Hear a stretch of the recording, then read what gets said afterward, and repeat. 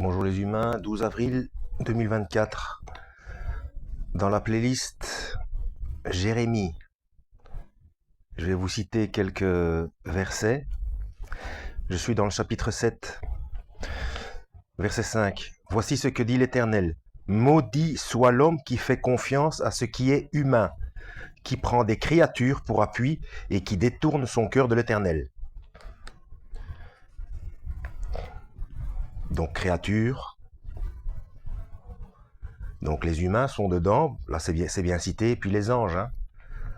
Donc que ce soit Marie, les saints ou quoi que ce soit, bref, orthodoxe et catholique, vous savez ce que j'en pense.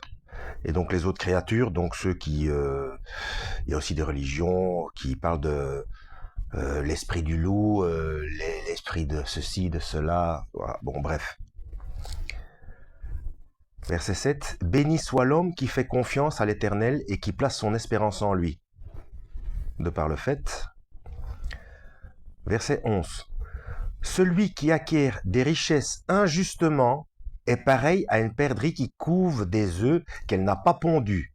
Au milieu de sa vie, celle-ci l'abandonne et en fin de compte, il n'aura été qu'un fou.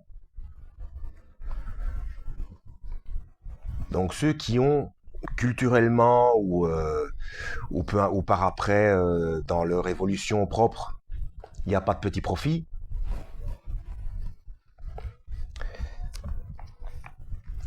Et parlons pas de toutes les malversations politiques et industrielles et tout ce qu'on veut.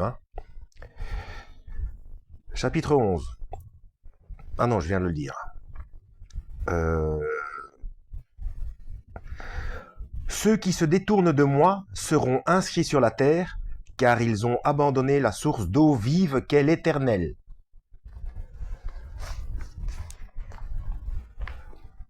Où dans la Bible parle-t-on encore d'eau vive?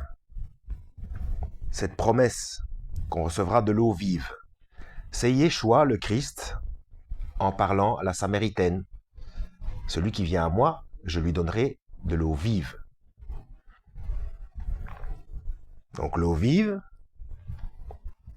la source d'eau vive, car ils ont abandonné la source d'eau vive qu'est l'Éternel. C'est l'Éternel, la source d'eau vive. Et Yeshua, le Christ, dit, je lui donnerai, celui qui vient à moi, je lui donnerai de l'eau vive. Vous faites la relation?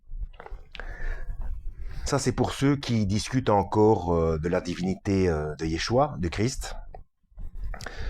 Mais ça, c'est un petit détail parmi X choses. Voilà pour Jérémie, petit b. Que Dieu vous guide.